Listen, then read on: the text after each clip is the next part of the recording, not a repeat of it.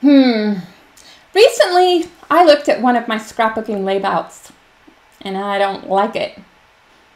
I have a tip to tell you what went wrong.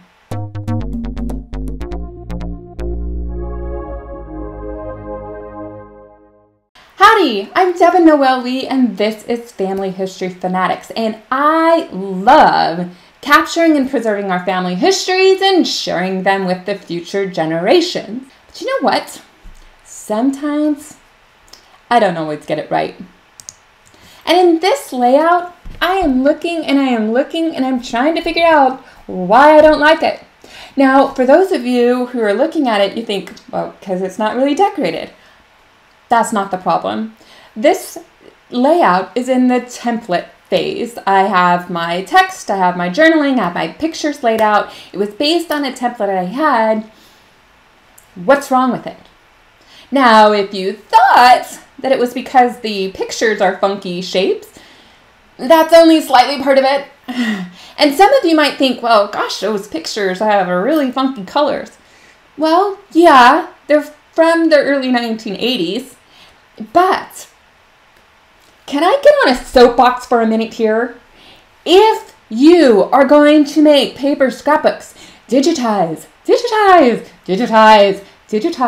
your photos. Because yeah, that was me in 2019 chopping up some photos to put them on a collage. So digitize your photos before you put them in a paper scrapbook, but that's not the only reason why this layout is not working.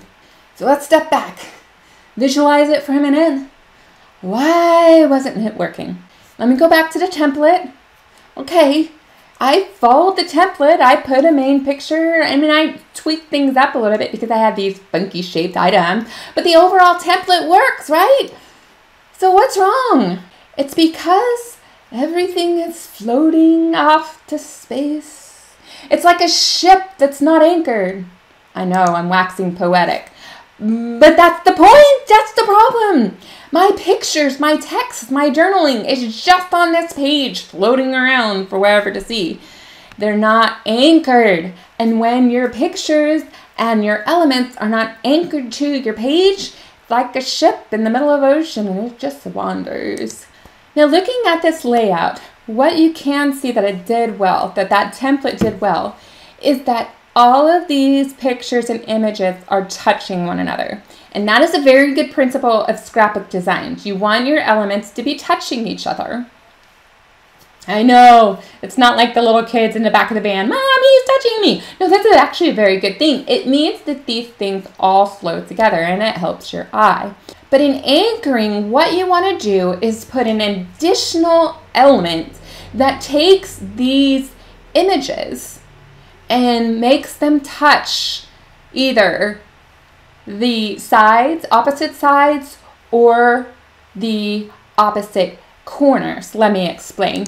So you can add a horizontal bar across the bottom. Some of your elements will touch that bottom anchored piece of paper or decorative item such as a sassy strand, a digital sassy strand, or a physical sassy strand, ribbon. You get the idea. Something that goes across the horizontal bottom. Not all of them have to touch, because as every item touches itself, because one or two touch that bottom item, they're anchored.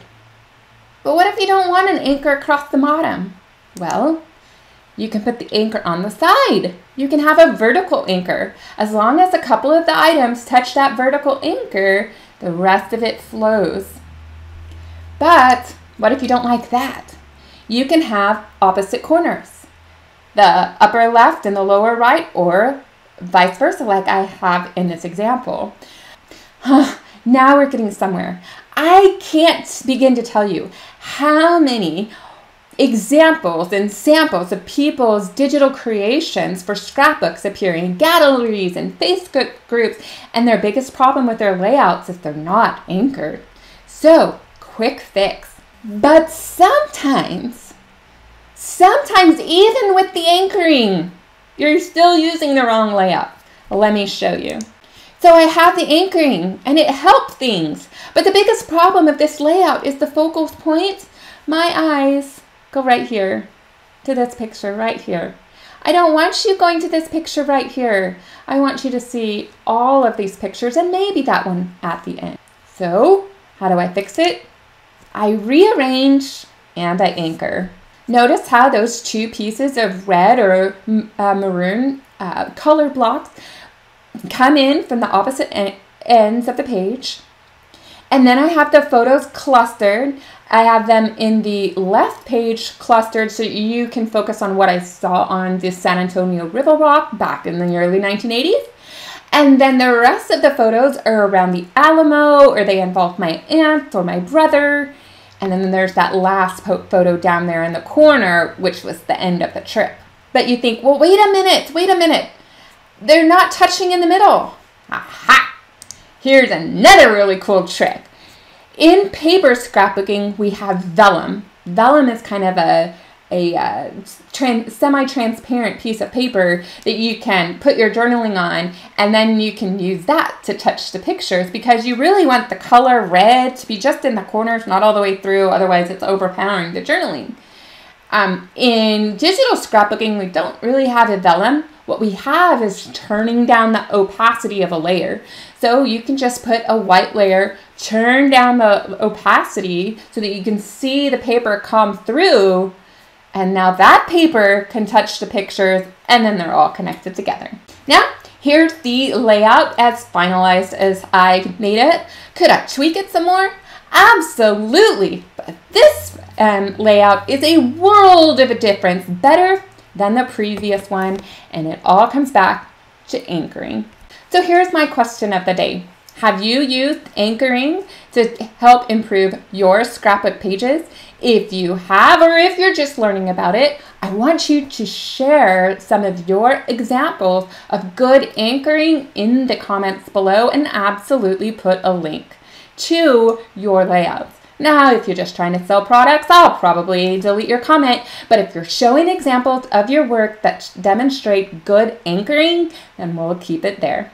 If you like this video about digital scrapbooking, especially for personal history and family history, be sure to press subscribe and the bell beside it in hopes that you'll never miss another episode. But chances are you might miss an episode because that's kind of the way things work on YouTube. So to ensure that you don't miss another episode, go over to blog.familyhistoryfanatics.com and we will give you a free guide for signing up for our newsletter.